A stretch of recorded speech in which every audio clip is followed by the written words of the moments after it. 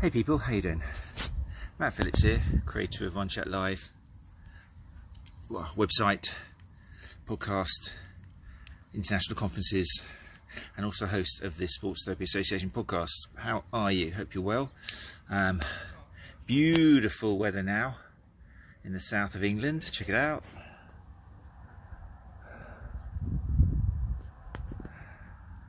So what does Matt Phillips decide to do? He goes to Finland for a week where there's snow. No, it's very looking forward to it. It's just so beautiful here. Runs have been amazing. I'm an absolute heat fan. But yes, just in case you didn't know, I'll probably drop some posts as well. But yeah, I'm off to Finland with the college I teach at to go to a sister college, to a centre of excellence who use virtual reality in teaching science and English and maths.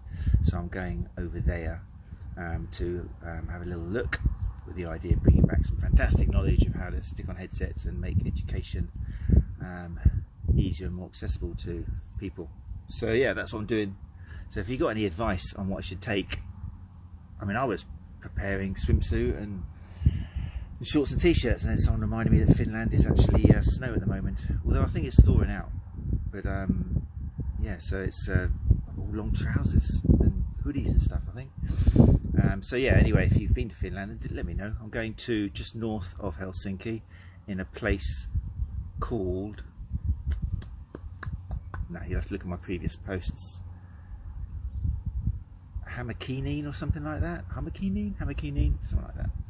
I think it's about 60 kilometres north of Helsinki, so kind of slightly inland of the coast. But anyway, so yeah, this Tuesday's Sports Therapy Association podcast will be live from a hotel somewhere in the south of Finland, and I'm praying that they've promised me that the Wi-Fi there is good enough. I have done it before internationally, but yeah, I'm just hoping it will be good enough. I will do a test, rest assured, to check, and if not, I'll be knocking on that office door and saying I need to use your office for an hour and a half.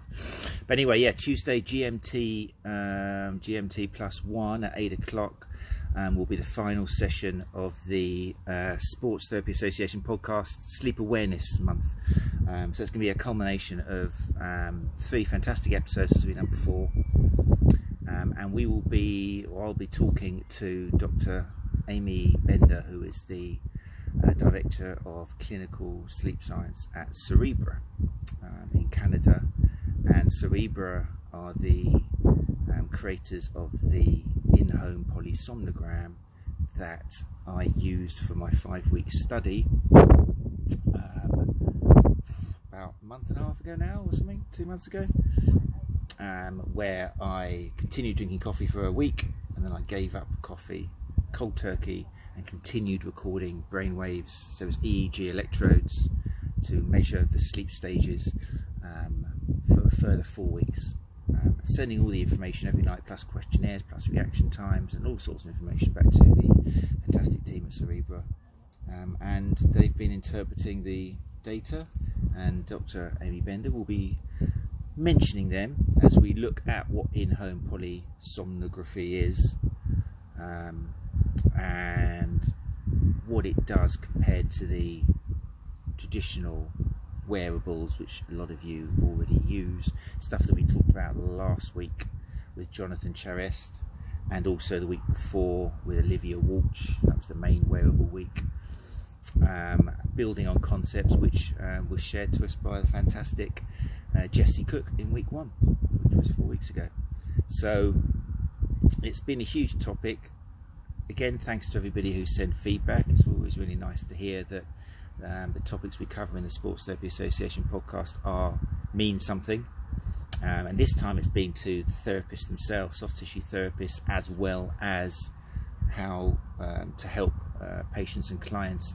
And also went out on OneChat Live, which has been really nice. I put them out on OneChat Live podcast as well, which has been dormant for about a year and a half. And they've had thousands of downloads as well. So nice to tap into the OneChat Live people as well. If you are one of them, then thanks very much. Good to see you back again and downloading it. I hope that's been useful, because it's a topic that is massively important to all living systems, basically. If you live for more than, if your lifespan is more than 7 days, then you go through some form of sleep. That includes insects, all organisms that live more than 7 days. Man's particular sleep is particularly interesting because it's so different than other primates. We have so much more REM sleep. It's shorter for us, like gorillas, for example, I think are like 15 hours or something. Man's kind of condensed it down to 8, but had a load more REM in it.